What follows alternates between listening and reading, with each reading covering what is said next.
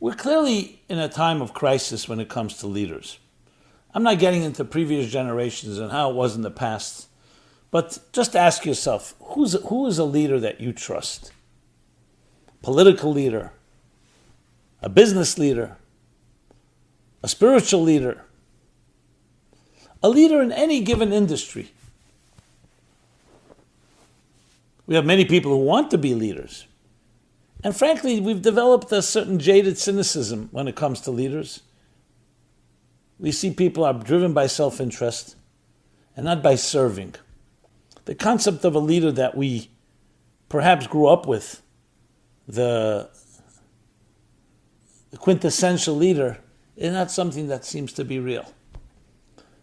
But the fact remains, we do need leaders. And above all, we need to be leaders ourselves.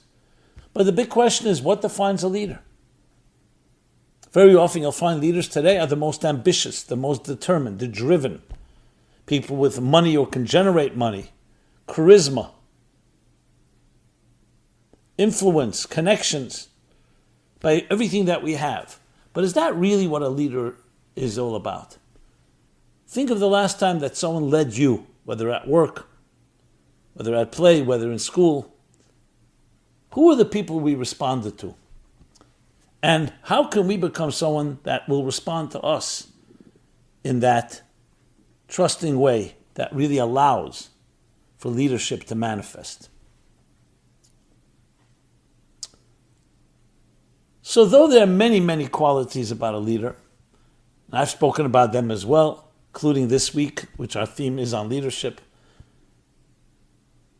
especially the quality of humility, I thought appropriate that we should look at the very word leader itself. And it offers us an acronym of the 6 features, the 6 ingredients, the 6 elements that really defines and shapes a true leader. So let's go. Leader. These 6, we'll state them at the outset, are listen, empower, actualize, determine, empathize, and redeem. Leader. But before we get into the details, let's define what would make a true leader, and we can measure it in the results of how that leader impacts those around him or her. So one of the things that you'd look for is something I remember I learned when my book was published, Toward a Meaningful Life. I asked the publisher, William Morrow. Liz Perley was the publisher at the time. I said, what is the sign of a successful book? What defines a successful book? She said something very interesting. Most people would answer, a book that sells millions of copies, a bestseller. Her response was, a book that people will give as a gift to others or recommend. Very powerful. It's not how many you sell, because you can sell a book, you can sell millions, it's a timely book, and then that's over. It has no perpetual life. But then there's a book that people recommend or give as a gift. That means it has a life of its own. It creates generations. It's like you have children, you have students, but when your students have students, when your children have children, then you know it's perpetual, it's lasting, it's sustainable. And the same is true with a good leader. A good leader creates leaders, not just followers. It's not about self-worship and having people look up to the leader. It's empowering, as we shall discuss, where you see that whatever it is that you represent has an impact, that when people are I don't want to use the word followers, but your disciples or followers, when they leave your presence, the leader's presence, they continue to perpetuate the message, the lessons learned. That means you've created a ripple effect that lasts and lasts and lasts. That's one of the key signs of true leadership. You have people who are extremely powerful in history. and everyone trembled before them. They wielded tremendous influence, tremendous power. But the moment they were gone, people said, good riddance. Then you have leaders that are remembered forever because what they left was not just their identity and the cult personality, but they left an impact, a legacy, teachings, lessons. These are the parents, these are the mentors, these are the teachers we remember forever, and the ones we pass on. So when we talk about characters that lived, personalities thousands of years ago, Abraham of the Bible, Moses, we talk about them as if they're living today because what they represented was not just an individual mortal, but something that outlives them, outlives their physical lives. That's what a true leader is. Today we live in a time of instant gratification. Everything is about right now, what I wield, what kind of control, what kind of power. Just like it is with money. It's temporary, short-lived, a sugar rush. The true leader is the one that whatever area and field makes a mark on those that he or she leads. And not only they never forget, but turns them into leaders in kind. So then what are the ingredients to be able to achieve that? Everyone would love to do that. That you can have an influence on that level. So let's now go to the specifics. The 6 features. We'll start with the first one. The L of leader is listen. To listen. Now most would not identify that with the leader. You think a leader should be listened to. Should be speaking. No. A true leader is the best listener of all. He or she listens to the people, to the individuals that he's guiding. Listens not just to their needs, but listens to their voice, listens to their inner strengths that they themselves may not be completely aware of. That's what a good leader is. You identify because you listen. A leader that speaks, even if he's brilliant and has a lot to say, okay, but he doesn't connect. The connecting part is going to be through how you listen.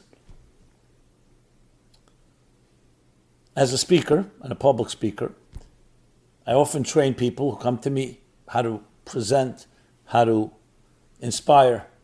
And I always say, remember, even when you're speaking, you're standing at the podium and everyone's coming to listen to you, you're really listening to them. It's perhaps hard to quantify and explain, but there is a vibe that you pick up. You're listening to your audience. You listen how they laugh at a joke you make. You look at their eyes. You look at their body language. You're listening. And above all, you're listening to the human condition. That's not being spoken, but you're sensitive to it. In other words, you're not there. It's not about you. That's the difference. Listening means it's not about me. I'm listening to those around me. That doesn't mean the leader doesn't have strong opinions and a strong position and a vision. Obviously, that's necessary. Direction. But how to inspire and how to impact the people you're leading requires listening to them. Think of a parent and children, or a teacher, an educator and children. You need to listen to your children. And that's one of the big mistakes in education, where we're coming down from the top, from our ivory tower, we're teaching you something. You're ignorant, and we're going to teach you. So in concept, yes, you have the knowledge, and you're sharing that knowledge with someone who has less knowledge or no knowledge. But you want it to penetrate. You want them to internalize it. You want it to become part of them. And to do so, you have to listen to them and listen to their needs and listen to the way they're hearing you. Are they actually listening to you? Why not? What are the obstacles? Maybe you're using the wrong words. Maybe you're using loaded words, stereotypes, words that create reactions, knee-jerk reactions that you don't want, that block them from listening to your message. You may be saying something with all the good intentions, but people can't hear it because the words you're using or the tone is one that is not resonating, is not beautiful, is not touching the individual. All this is included in listen.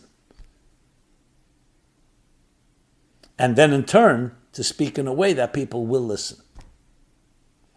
I remember once giving a workshop to a group of leaders, community leaders.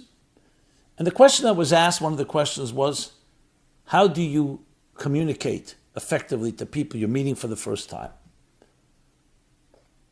So I remember asking the question in return, I said, if you have 30 people come into your environment, you're giving them a tour, you have 30 minutes to speak to them, what are you going to say? And I went around the room. One person said, I want to inspire them. Another person said, I want them to come back. Another person said, I want them to become supporters of our organization. Now, all these are good things, but I said, what you want above all, trust. You want their trust. And trust you can't buy, and you can't demand. You have to earn it. Okay, of course, how do you develop trust? You learn to listen to them. Now, you have to make the presentation, but what is listening? Speak about something personal in your life. They don't want to just hear a speech or a great idea or a brilliant idea. Speak about a personal setback and how you dealt with it. Help them identify with you.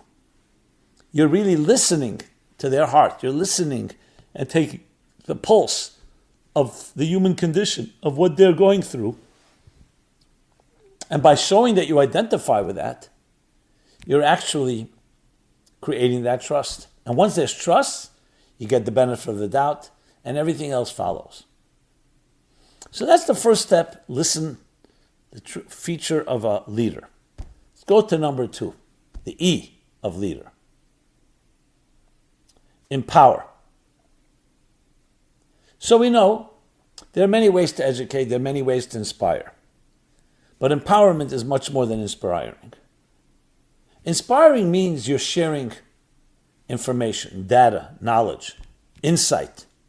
Empower means you're giving someone methodology and tools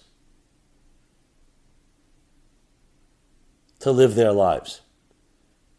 So when you educate or you inspire, while you're inspiring them. Will it remain with them? When you're not there and the inspiration dissipates, will they continue to be empowered? Not necessarily. Essentially, it's teaching people not just what to think, but how to think. Methodology. Instead of me giving you answers, I'm giving you a method of how to find answers to your questions and to other questions that maybe haven't arisen yet. Empowerment. The second step in type of perpetuating. And the way it follows, listening. Because when you can listen to someone and understand where they're at, you now can empower them accordingly. So that's the second aspect of leadership, empowerment. And here too, the way you measure it, as mentioned, is by seeing long-term effect. There's nothing more gratifying than when we meet someone years after. I'm giving classes now over 40 years. You meet someone years later, 30 years later, 40 years later. And they tell you there's something you taught me that I use till this day. That's empowerment. And if you notice, both these first two things are so much not about you, meaning the leader, it's about the person that you're speaking to, or reaching out to, or leading and guiding. So that's number 2. Let's move now to A of leader. A, to actualize. This means instead of theorizing, instead of abstractions, or in addition to theorizing and abstractions, I should say, actualize. Not only you as the leader has to actualize, you teach people to actualize. Bring it home. So often, we have great ideas, we even inspire people, but the bottom line is not achieved. Implementation, execution. What do they say? 99% is execution. 1% is the idea. So to actualize, good leaders are actualizers. And if you can't do it, find someone that can. An actionable plan. which of course addresses another issue, which is that when you are leading someone, you're guiding them, you can give them many different thoughts, but then the question is, can they go with it and do something with it? Do they have the methods, the tools to bring it into action? And very often you'll find that's the weak link. People say, I heard it all, but do you know what the next steps are? Make a to-do list. A to-do list that defines, here are the next steps, and then the ones that follow that. An action plan. The third hallmark of a true leader. Number 4, D.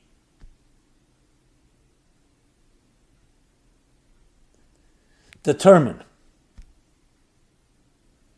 Determine, decide, be decisive,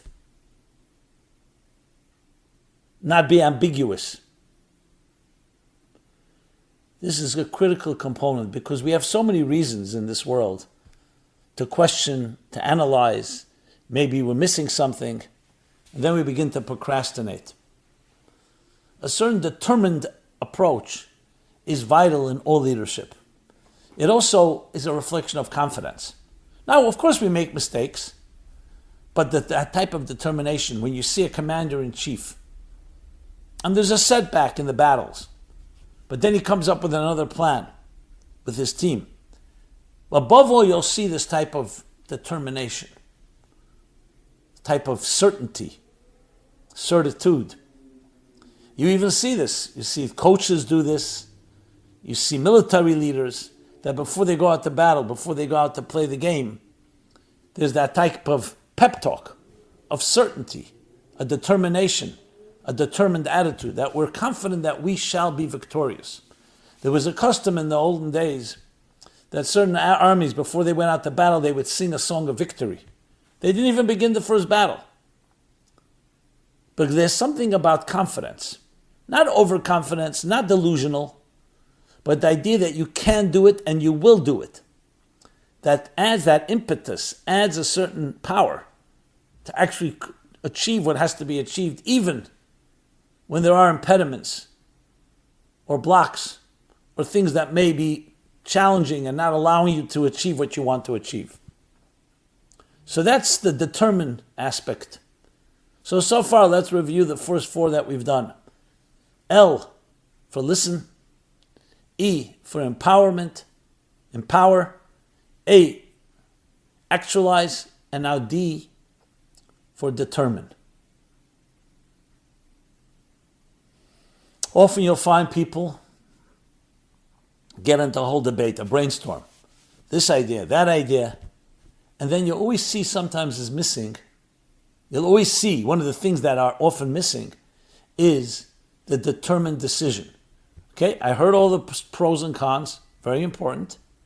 You don't want to move recklessly or rashly. You want to think it through and deliberate. But then the deliberation has to lead to a determination. So that's number 4. Let's now do the next 2, 5 and 6. Number 5 is the E.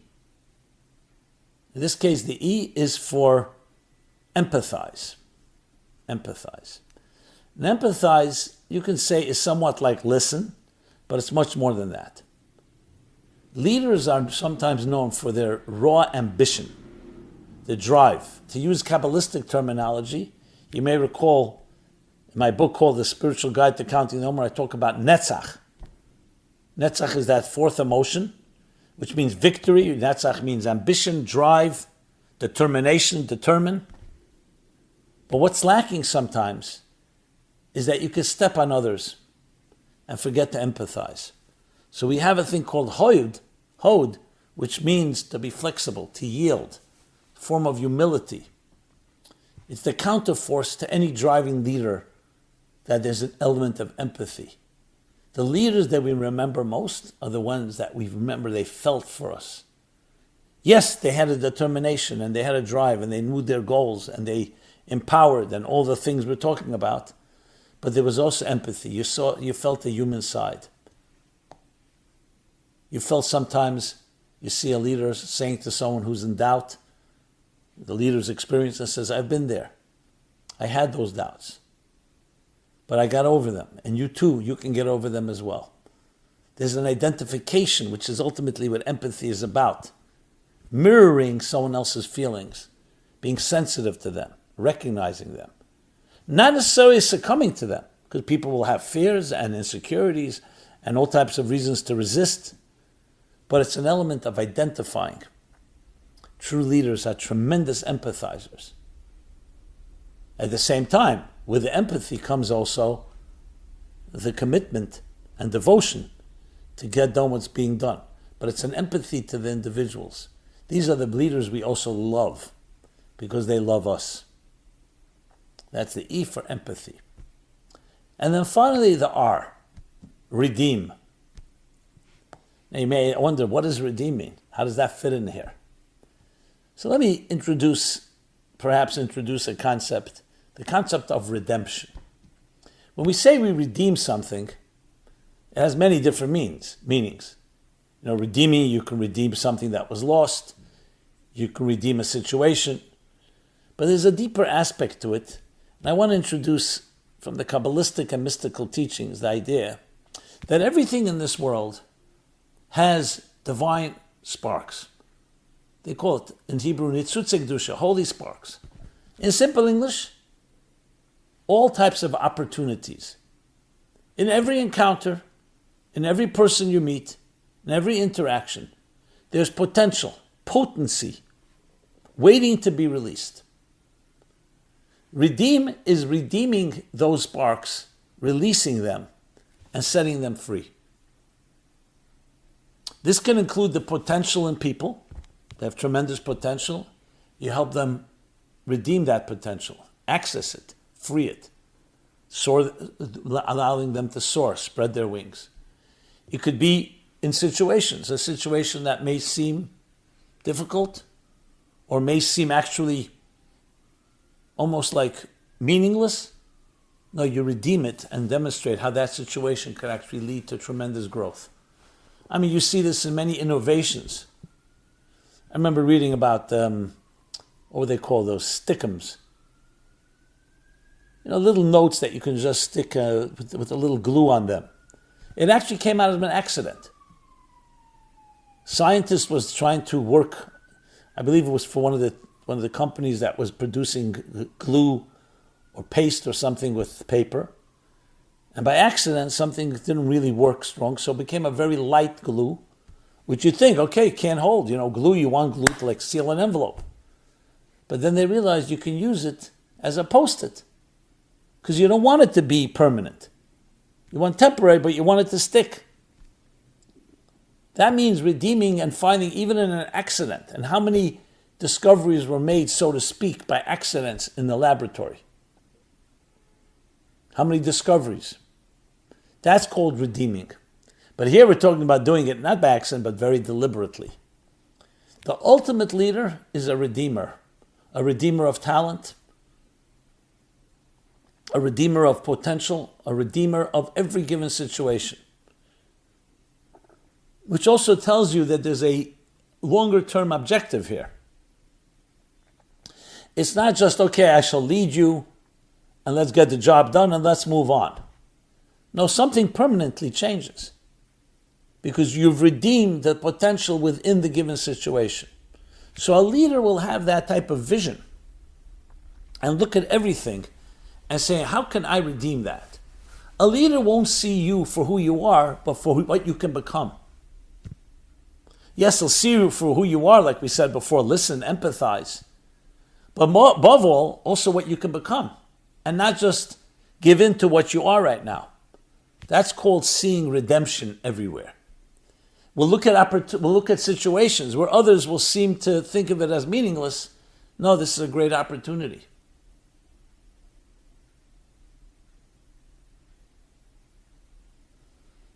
And you'll find this in so many different areas where other people did not see opportunity, the leader saw opportunity. And that's the R for the ultimate goal, the ultimate feature of a leader.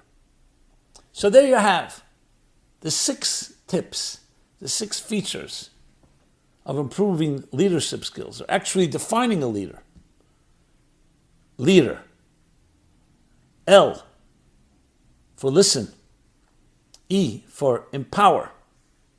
A for actualize. D, determine. E, empathize. And R, redeem. Use each one of these. And you tell me what kind of impact and what kind of effect it will have on people. And on yourself. And that leads me to where we began. The need for leaders today. Look, we're all born into this world as recipients. 9 months in our mother's womb, we're being fed and nurtured and protected. As young children, we too need to be cared for. This doesn't mean children don't give much love, as you see they do. But it's not deliberate. It's not yet, the child has not yet actualized their potential. But the goal of education, the goal of bringing up someone, is to help them discover their skills, discover their talents and strengths, and then actualize them. And doing so in the service of mankind, in the service of the human race, in the service of the environment, in the service of the cosmos themselves. That's in a nutshell. So whoever is educating and influencing that child is the leader of that child in some way. So leadership is not only the president of the United States or a leader of a major company. It's even in small little microcosmic ways. Actually, that's probably the biggest place where people are shaped. Who shapes lives? Parents, educators. And that's the area where today the status quo has become a default state where we're not really shaping leaders. Yes, many people are studying and mastering law and medicine and business and science. I'm not taking away from any of those qualities, but there's a more important aspect than just knowledge. Knowledge is a tool chest. It's how you use it. That's why you find people who have tremendous knowledge and tremendous skills, but they're arrogant. You don't want to be in their presence. You definitely don't want to be learning from them. You don't see them as a role model. You may learn from them because we need to get something from them, so you'll accept and overlook some of their negative qualities to get the information or get whatever it is that you're trying to gain from them. But to be a living example, to be a shining beacon, requires something far more. So these 6 elements that we've been discussing, these 6 features, 6 ingredients, are critical. That whatever it is that a person's leading, and they include those elements, to listen, to empower, to actualize, to determine, to empathize, and to redeem, that turns whatever it is that they know into real leadership, where we're making a long-lasting and permanent impact, which in many ways is the purpose of why we're here. To come into this world and leave it better than when we arrived, to improve, to refine, to spiritualize the material world around us. And the concluding note I want to say is a personal tribute to a great, great leader who shaped, in many ways, helped me actualize some of my soul. I call him the Rebbe. Rebbe means the master, the teacher, the mentor, the leader. Specifically, Rabbi Menachem Mendel Schneerson, whose 29th yahrzeit, anniversary of passing, is this week. Which is why I decided to dedicate this class to that theme. Here is not the place or the time to go into detail, but I will suffice it to say, a true man of God, a true, humble, selfless, transparent channel of a higher truth, which in turn resonated with me and so many thousands of others. Indeed, my book, Toward a Meaningful Life, is looking at life through the lens of my teacher, who in turn would say was looking at life through the lens of his teacher and his leader and the leader before him, all the way back to the first leaders in history, all the way back to the divine, ultimate leader of all, God himself. Because that's what we are, links in a chain. We're channels We're channels of something greater than ourselves.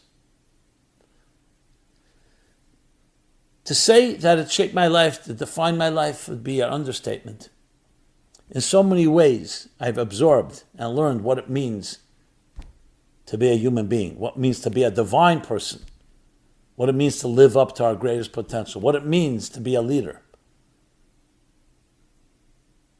In all the 6 elements we discussed. So I want to acknowledge and honor my great teacher. By extension, things I teach, I give credit for what I've learned. Does it have my own touch? Yes, it does. That was the whole point. As I said before, it's empowering. Ultimate listener. So it wasn't just I'm receiving what he's teaching, what he taught. You integrate it, and then it becomes yours. So I hope that I can be a teacher of the same caliber.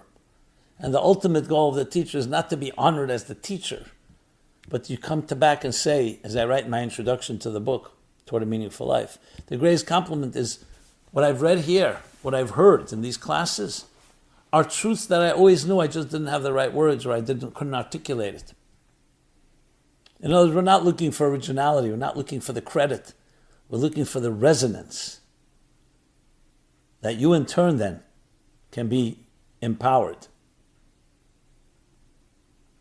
to listen, to empower in turn, to actualize, to determine, to empathize, and to redeem everyone you come in contact with. And we can create this type of domino effect, this ripple effect, this butterfly effect. We can change the world. We teach our children how to be leaders. Even in kindergarten, even in preschool, they can already begin to develop these qualities if we show them how, and we show them by example.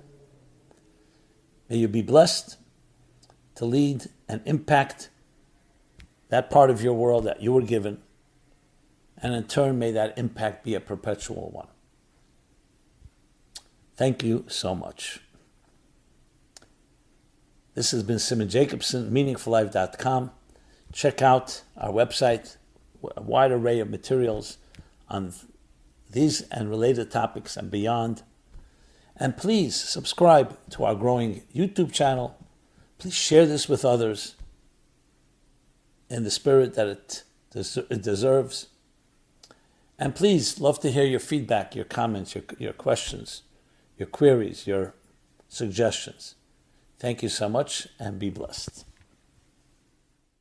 This program is brought to you by the Meaningful Life Center. Please help us continue our programs. Make even a small contribution at meaningfullife.com/donate.